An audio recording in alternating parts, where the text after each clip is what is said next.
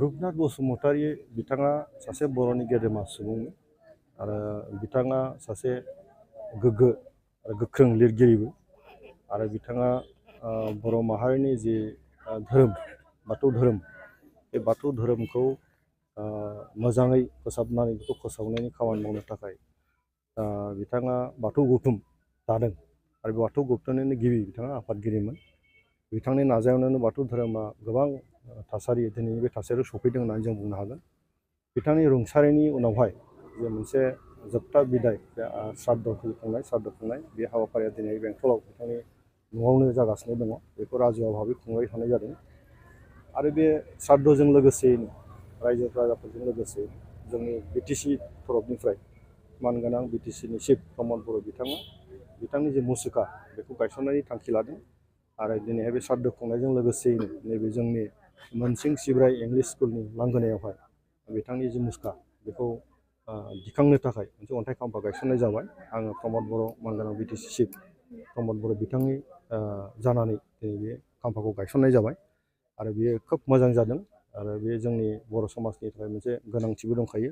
गतिके बे हाबाफारियाव जोंनि बाथौ गौथुमनि गासैबो दैदेनगिरिफोर बेवहाय बाहागो लादों। ओनसोलनि बयबो गोरों गोराफ्रा बेवहाय बाहागो लादों। थुनलाइ आफादनि गोबां गोरों गोराफ्रा बेवहाय बाहागो लादों आरो नैबे श्राद्धखौ जोंनि चिरां डिस्ट्रिक्ट बाथौ गौथुमनि बानजायनायाव जिहेतु खुंनाय जादों बयबो लैहोर लैहोर बेवहाय बाहागो लादों।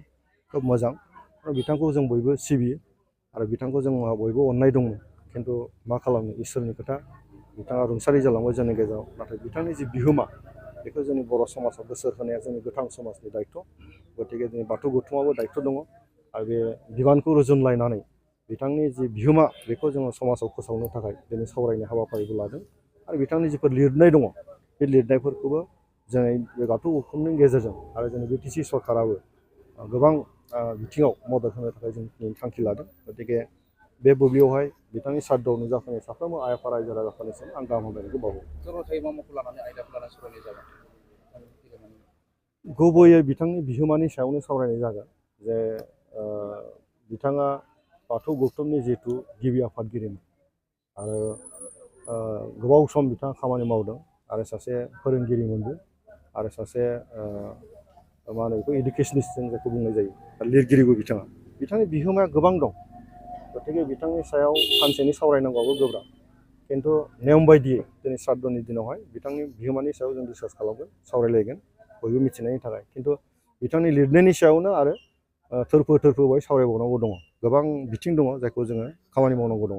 गतिके दिनैहाय बयबो राजुवा भाबै फैदों जिहेतु बिथांनि जिउ मावलांनाय बिथांनि सायाव जों सावरायनाय जागोन। बेनि अनगायै उनावहाय बिथांनि लिरनायखौ फोसावनो थाखाय बिटिसि सरकार, जोंनि बाथौ गौथुम, जोंनि लिरगिरिफ्रा जों बयबो ज' जानानै बिथांनि लिरनायखौ बुहुमाव फोसावनो थाखाय नाजानायनि थांखि लानांगोन। যি ব্যক্তিৰ নাম ৰূপনাথ বসুমতাৰী, তেখেতে বাথৌ ধৰ্মৰ গুৰি ধৰোঁতা আছিলে। তেখেতৰ আদ্য শ্ৰাদ্ধ আজি আমাৰ এই বেংটলৰ তেখেতৰ ঘৰত আয়োজন কৰা হৈছে ৰাজহুৱাভাৱে আৰু এই অনুষ্ঠানত উপস্থিত আমাৰ সকলো বাথৌ ধৰ্মৰ মুৰব্বীসকল উপস্থিত আছে। সমাজৰ বিভিন্ন মুৰব্বীসকল ইয়াত উপস্থিত আছে। আজি তেখেতৰ শ্ৰাদ্ধৰ উপলক্ষে তেখেতৰ স্মৰণত আমাৰ বিটিচি প্ৰমোদ বড়ো ডাঙৰীয়াই, প্ৰধান বিটিচি চিফ প্ৰমোদ বড়ো ডাঙৰীয়াই এটা তেখেতৰ স্মৰণত এটা প্ৰতিমূৰ্তি ষ্টেচু ইয়াত প্ৰতিষ্ঠা কৰাৰ কাৰণে সিদ্ধান্ত লৈছে আৰু তেখেতে মোক দায়িত্ব দিছে এই ষ্টেচুখন প্ৰতিষ্ঠা কৰাৰ সহায় কৰিবৰ কাৰণে। গতিকে তেখেতৰ নিৰ্দেশ মৰ্মে আজি আমি এই যিটো মনসিং সিং ইংলিছ স্কুল, মনসিং বৰাই ইংলিছ স্কুলৰ প্ৰাংগণত তেখেতৰ ষ্টেচু আমি স্থাপন কৰিলোঁ, আধাৰশিলা আমি স্থাপন কৰিলোঁ আৰু ধুনীয়াকৈ ইয়াত বনাই দিয়া হ'ব। গতিকে মোৰ খুব ভাল লাগিছে আৰু এটা দায়বদ্ধতা আছে বিটিচিৰ তৰফৰ পৰা আৰু তেখেতৰ সৰ্বাংগীন যিটো লিখনি আছিল, তেখেতৰ যিটো লিটাৰেচাৰ সৃষ্টি আছিল, সেই সৃষ্টিও নিশ্চয় আমাৰ বিটিচিৰ তৰফৰ পৰা তেখেতৰ পাব্লিছ কৰাৰ কাৰণে চিন্তা কৰা হৈছে আৰু মই ভাবোঁ তেখেতৰ স্মৰণত যিখিনি উদ্যোগ লৈছে বিটিচি চৰকাৰখনে নিশ্চয় ভাল এটা পদক্ষেপ আৰু অঞ্চলৰ ৰাইজে যিটো স্বতঃস্ফূৰ্তভাৱে ইয়াত ওলাই আহিছে চবে তেখেতৰ প্ৰতি এটা শ্ৰদ্ধা জনাবৰ কাৰণে সেই মুহূৰ্তত মই সকলোকে এই কাৰ্যসূচীত উপস্থিত থকাৰ বাবে মই সকলোকে ধন্যবাদ জনাইছোঁ।